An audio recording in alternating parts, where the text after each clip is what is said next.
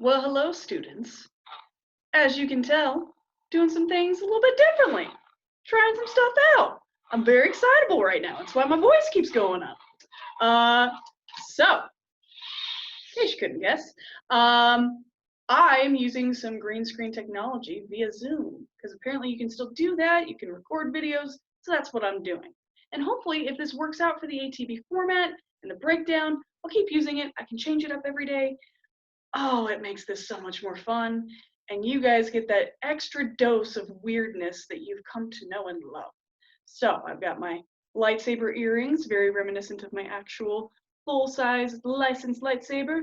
Got my Kyber crystal, got my Leia shirt, Endorian style jacket, the whole thing, guys, the whole thing. So what we're gonna do is we're gonna go through the ATB. I'm gonna do it a little bit quicker than I would normally. But I think it'll be fun. I hope it'll be fun. I can't do like in the moment interaction with the ATB itself because I don't have that technology, but we're gonna take a look at this. So my big dumb head might be in the way sometimes, but then my big smart brain will hopefully help to explain some of these changes. So we're gonna start with number 1. And I'm gonna read it as I, corrected it. So Kay wants to enter a contest to design the logo for a new local bakery. Okay, so we're gonna start with this first change here. You'll notice I circled entering. Usually the ing ending tacked on to like a verb, right? It suggests kind of an in the moment progressive tense, whereas we're talking about a possible future event. So to enter is going to be the better change here and make more sense with context of the whole ATB and what is being talked about. So to enter. Then we come over here. Homophones are fun, guys. This is like, I knew that Zoom existed, but the green screen technology is new to me. So many examples. But you get what I mean, right? It's just, it's a bakery that didn't exist before. Context, context, context. Say it with me, context. And then lastly for number 1, we come over here, because we don't have the name of a specific bakery, like we don't have the name of the new bakery, obviously we don't need to capitalize bakery. That's just a general noun. So lowercase that bad boy. Number 2, she, let's see if I can point this. She looks at her empty sketch pad and thinks about cakes and pastries. They really just went to town with punctuation on this. Oh, it was so unnecessary. And look at all those X's I had to put in. Ugh. Okay, but let's go through as to why they're unnecessary.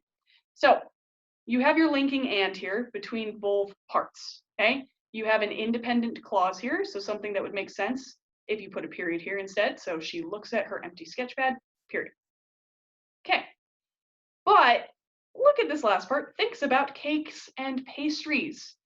That can't be its own thought. We don't have a compound sentence here, therefore we just need that linking word between the linking conjunction. So no comma is necessary for that reason, because this part needs this part, okay? So keep them together. Then for whatever reason, they decided to try and turn this into like a small list, a quote.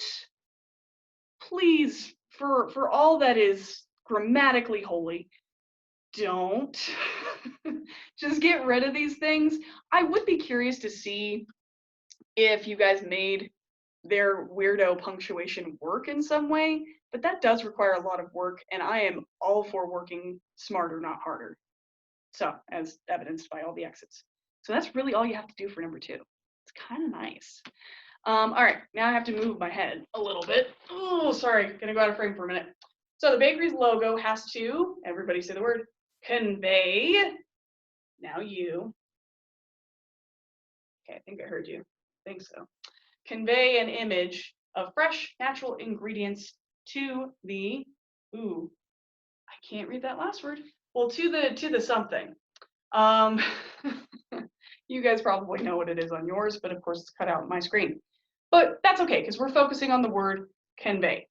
So possible definitions for this, kind of the indirect nice thing is if you're not sure about definitions of words, or you struggle to kind of find the meaning and how they're used, we have technology that we can use.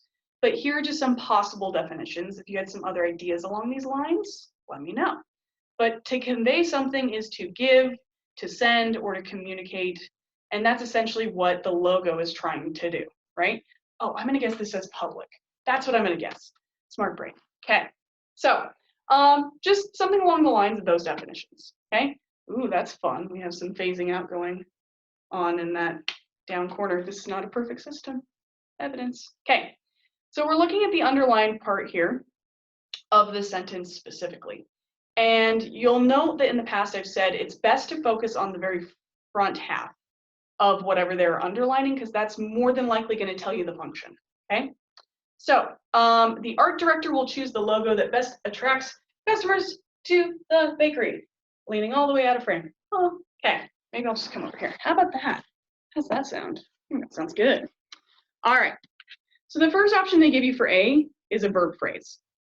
Now, this is a pretty significant portion of text. So this falls within clause territory. It's a dependent clause. So a phrase would be too short anyway. And yes, I can hear some of you already saying, but you know, attracts is a verb. Because it's not falling within the lines of phrasing, because attracts is not like at the very front here, we are going to eliminate that. That is not a possibility here. Okay, we'll come back to B. C, prepositional phrase. This would usually tell us a place or time for something occurring. We don't have that here. And more often than not, prepositional phrases are at the beginning of sentences. So keep that in mind. So we can get rid of that one.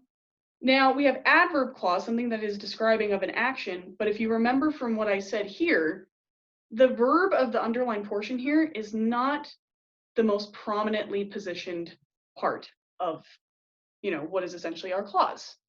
So for that reason, we can eliminate that. Now, let's talk about why it's an adjective clause. You have the word that.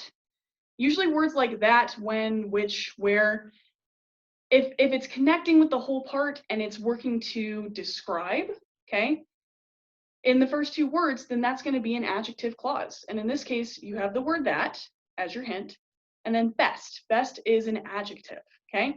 So you don't want something that just attracts, you want something that best attracts, okay? But because we have this relationship between these two words here, that's what makes it an adjective clause. So I hope that makes some sense. If you had any other ways of fixing these guys, please let me know in the discussion. And I think this version of doing the ATB is kind of fun. It enables you to see my weirdo-ness. Yeah, I'm gonna keep trying this. We'll see how it works. And hopefully it'll only get better and better and better. So make sure you participate in the discussion, whether it's sharing one of these problems or sharing a problem from other part of an ATB from earlier in the week. Just make sure you participate in the discussion, ask some great questions. Let's just unpack the ATBs as we would. So thank you for paying attention, and may the force be with you.